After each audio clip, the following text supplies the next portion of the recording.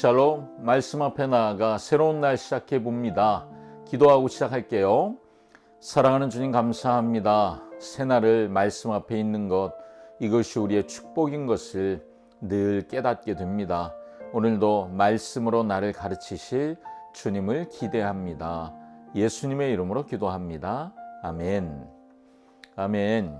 여러분은 성공했을 때 그리고 실패했을 때 언제가 더 위험한 때라고 생각하세요? 실패했을 때가 더 위험하다고 생각하지 않으세요? 그런데 사실은 오늘 성경은 보니까요, 성공할 때가 더 위험하다 이렇게 말씀하고 있어요. 오늘 우리가 만나는 우시야라고 하는 왕 이야기가 그렇습니다. 16살의 왕이 됐어요. 52년을 통치했습니다. 참 길게 다스렸죠. 어려서부터 시작해서. 그리고 성공적인 통치를 한 왕이에요. 고대 근동에서 가장 강력한 왕 중에 하나가 되었습니다. 대단하죠. 그런데 그 성공이 결국 그를 파멸로 이끌어 갔습니다. 어떻게 이런 일이 생겼을까요? 우리 말씀 듣고 이 얘기가 무슨 얘기인지 한번 들어보면 좋을 것 같습니다. 오늘은 역대하 26장 1절에서 23절 말씀입니다. 제26장. 유다 온 백성이 나이가 16세 된 우시야를 세워 그의 아버지 아마샤를 대신하여 왕으로 삼으니, 아마샤 왕이 그의 열조들의 묘실에 누운 후에 우시야가 엘롯을 건축하여 유다에 돌렸더라. 우시야가 왕위에 오를 때 나이가 16세라. 예루살렘에서 52년간 다스리니라. 그의 어머니의 이름은 여골리아요 예루살렘 사람이더라. 우시야가 그의 아버지 아마샤의 모든 행위대로 여호와 보시기에 정직하게 행하며 하나님의 묵시를 밝히 아는 스가랴가 사는 날에 하나님을 찾았고, 그가 여호와를 찾을 동안에는 하나님이 형통하게 하셨더라. 우시야가 나가서 블레셋 사람들과 싸우고 가드 성벽과 야분의 성벽과 아스돗 성벽을 헐고 아스돗 땅과 블레셋 사람들 가운데 성읍들을 건축하며 하나님이 그를 도우사 블레셋 사람들과 구르바알에 거주하는 아라비아 사람들과 마온 사람들을 치게 하신지라. 암몬 사람들이 우시야에게 조공을 바치매 우시야가 매우 강성하여 이름이 애굽 변방까지 퍼졌더라. 우시야가 예루살렘에서 성 모퉁이 문과 골짜기 문과 성 구비에 망대를 세워 견고하게 하고, 또 광야에 망대를 세우고 무릉덩이를 많이 파고 고원과 평지에 가축을 많이 길렀으며, 또 여러 산과 좋은 밭에 농부와 포도원을 다스리는 자들을 두었으니 농사를 좋아함이었더라. 우시야에게 또 싸우는 군사가 있으니 서기관 여이엘과 병영장 마아세야가 직접 조사한 수효대로 왕의 지휘관 하나니아의 휘하에 속하여 떼를 지어 나가서 싸우는 자라. 족장의 총수가 2600명이니 모두 큰 용사요. 그의 휘하의 군대가 30만 7,500명이라.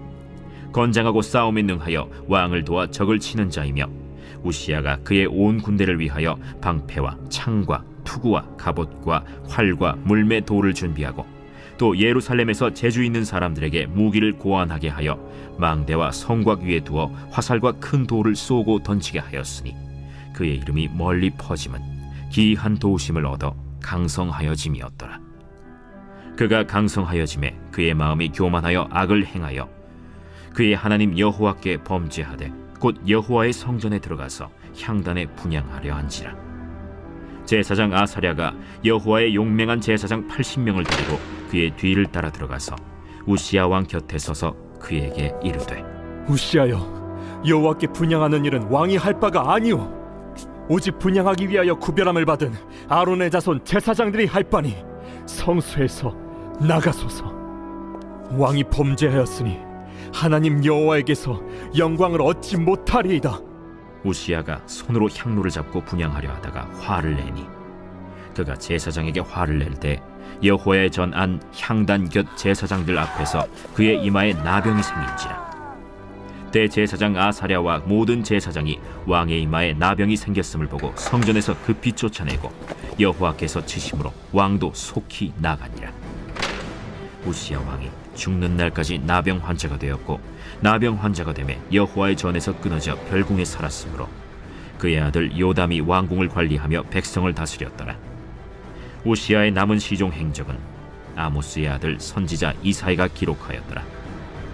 우시아가 그의 조상들과 함께 누우매 그는 나병 환자라 하여 왕들의 묘실에 접한 땅 곧 그의 조상들의 곁에 장사하니라. 그의 아들 요담이 대신하여 왕이 되니라.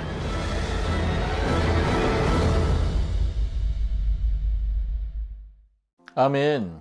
우시야 왕의 통치 초반은 그야말로 눈부신 성공의 연속이었습니다. 5절이 그 비결을 말해주고 있어요.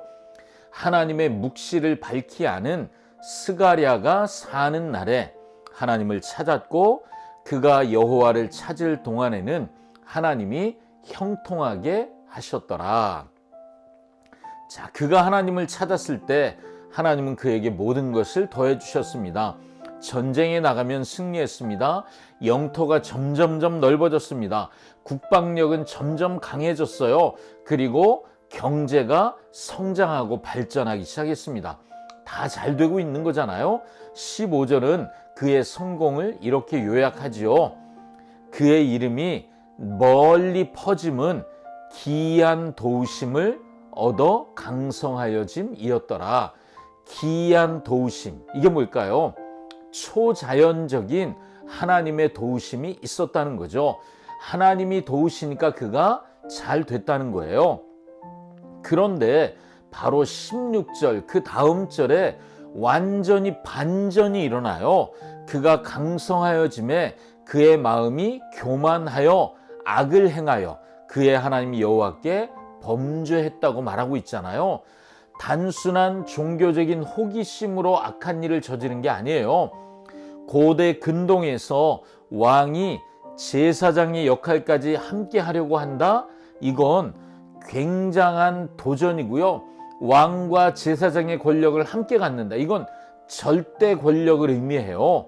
우시아는 하나님이 정하신 경계가 있는데 그 경계를 자기 힘으로 넘어가려고 했던 사람이었습니다. 제사장 아사랴와 80명의 용맹한 제사장들이 목숨을 걸고 왕이 성전에 들어가서 스스로 향을 피우고 제사장 역할을 하는 것은 안 됩니다 하고 막아섰습니다. 우시아여, 여호와께 분향하는 일은 왕이 할 일이 아닙니다. 성소에서 나가주십시오. 그런데 그때 우시아의 반응이 정말 달라졌어요. 화를 냈습니다. 한때 하나님의 뜻을 구하던 겸손한 왕이 이제는 하나님의 대변인들인 제사장들을 향해서 화를 내는 교만한 독재자가 되었다는 거죠. 그리고 그 순간 하나님의 심판이 그에게 임했습니다.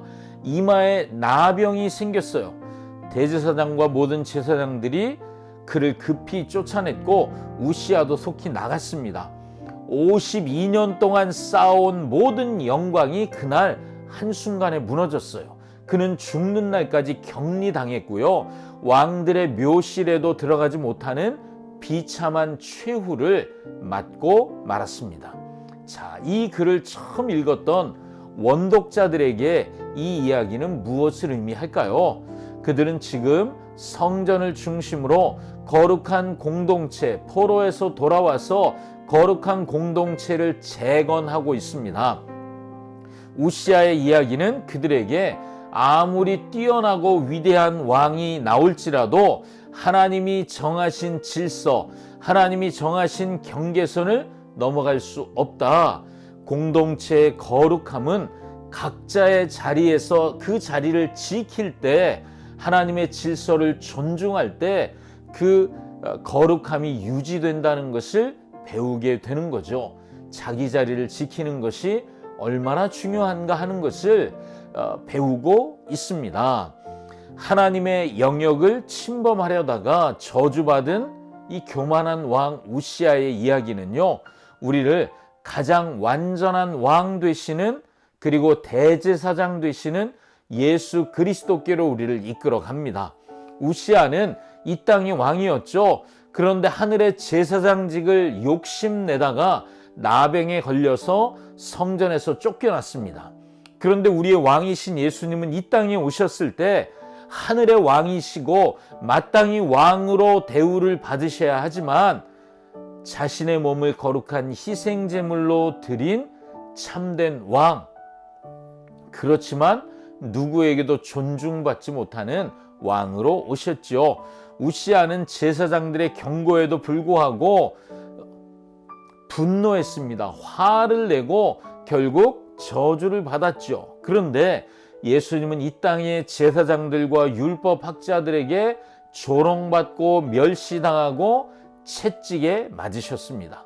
우시아는 자신의 죄 때문에 성전에서 끊어졌지만 예수님은 우리 죄를 짊어지고 십자가 위에서 하나님으로부터 완전히 끊어지는 고통을 당하셨지요. 그 결과 우리는 이제 더 이상 우시아처럼 성전에서 쫓겨나는 존재가 아니라 대제사장 되시는 예수 그리스도를 힘입어 언제든지 은혜의 보좌 앞에 담대히 나아갈 수 있는 존재가 되었습니다. 예수님은 왕과 제사장의 직분을 온전히 이루신 유일한 분이시죠. 그분 안에서 우리는 하나님 나라의 왕 같은 제사장이 될 수 있는 특권을 얻었습니다. 저와 여러분은 왕이고 제사장으로 이 땅을 살도록 부름받았습니다. 이제 이 말씀을 우리의 이야기로 가져와 보면요, 하나님이 나에게 주신 성공, 재능, 오히려 그것이 나를 교만하게 만들 수도 있다 하는 것을 우리가 오늘 이야기를 통해 배우게 됩니다.